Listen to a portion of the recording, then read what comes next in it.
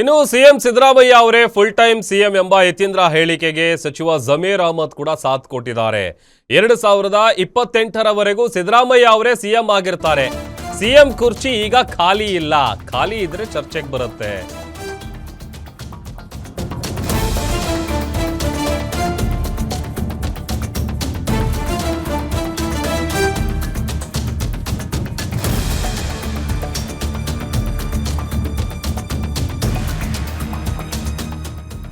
ಅತ್ತ ತಮ್ಮ ಪುತ್ರನ ಹೇಳಿಕೆಗೆ ಸಂಬಂಧಪಟ್ಟಂತೆ ಸಿದ್ದರಾಮಯ್ಯ ಅವ್ರ ರಿಯಾಕ್ಷನ್ ನಾವು ಗಮನಿಸಿದ್ವಿ.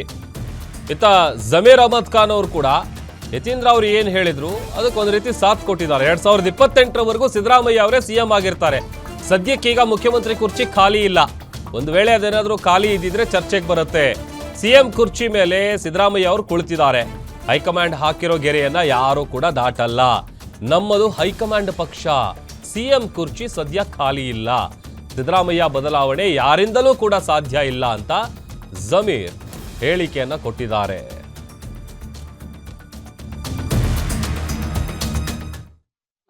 ಈಗ ನಾನು ಒಂದೇ ಮಾತು ಪದೇ ಪದೇ ಪದೇ ಪದೇ ಒಂದೇ ಮಾತು. ಈಗ ಯತೀಂದ್ರ ಅವರು ಅವರ ಅಭಿಪ್ರಾಯನ ಹೇಳಿದ್ದಾರೆ. ನಂದು ಪದೇ ಪದೇ ಒಂದೇ ಹೇಳೋದು. ಈಗ ಇದು ಯಾವಾಗ ಚರ್ಚೆ ಆಗಬೇಕಾಗಿರೋದು? ಮುಖ್ಯಮಂತ್ರಿ ಕುರ್ಚಿ ಖಾಲಿ ಇದ್ರೆ ತಾನೇ ಚರ್ಚೆ ಆಗಬೇಕಾಗಿರೋದು. ಮುಖ್ಯಮಂತ್ರಿ ಕುರ್ಚಿದಲ್ಲಿ ಮನೆ ಸಿದ್ದರಾಮಯ್ಯ ಅವರು ಕೂತಿದ್ದಾರೆ. ಆ ಕುರ್ಚಿದಲ್ಲಿ ಸಿದ್ದರಾಮಯ್ಯ ಅವರು ಇದ್ದಾರೆ. ನಾನು 28ವರೆಗೂ ಮನೆ ಸಿದ್ದರಾಮಯ್ಯ ಅವರೇ ಮುಖ್ಯಮಂತ್ರಿ ಆಗಿರ್ತಾರಂತ ನಾನು ಭಾಳ ಸತಿ ಹೇಳಿದ್ದೀನಿ. ನಾನು ಅಂದರೆ ನಮ್ಮ ಪಕ್ಷ ಹೈಕಮಾಂಡ್. ಮನೆ ಮುಖ್ಯಮಂತ್ರಿ ಏನಂದರು? ಹೈಕಮಾಂಡ್ ಹೇಳ್ದಂಗೆ ನಾನು ಕೇಳ್ತೀನಪ್ಪ ಅಂದರು. DCM ಏನಂದರು? ಹೈಕಮಾಂಡ್ ಹೇಳ್ದಂಗೆ ನಾನು ಕೇಳ್ತೀನಂತ. ನಮ್ಮ ಪಕ್ಷ ಏನು? ಹೈಕಮಾಂಡ್. ಹೈಕಮಾಂಡ್ ಗೆರೆ ಹಾಕಿದ್ದು ಯಾರು ಗೆರೆ ದಾಟಲ್ಲ. ನಾವೆಲ್ಲ ಹೈಕಮಾಂಡ್ ಪಕ್ಷ. ಈಗ ಕುರ್ಚಿ ಖಾಲಿ ಈಗ ಚರ್ಚೆ ಯಾವಾಗ ಆಗ್ಬೇಕು ಹೇಳಿ? ಆ ಕುರ್ಚಿ ಖಾಲಿ ಇದ್ರೆ ತನಕ ಚರ್ಚೆ ಆಗಬೇಕು.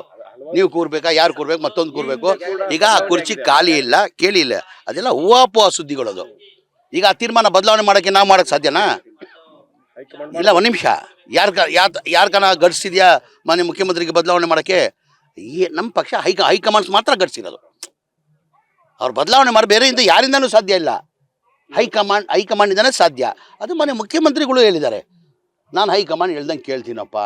ಉಪಮುಖ್ಯಮಂತ್ರಿಗಳು ನಾನು ಹೈಕಮಾಂಡ್ ಹೇಳ್ದಂಗೆ ಕೇಳ್ತೀನಿ ಅಂತ ಹೇಳಿದ್ದಾರೆ. ಇದೆಲ್ಲ ಅದಕ್ಕೆ ಈ ಬಗ್ಗೆ ಚರ್ಚೆ ಮಾಡೋದು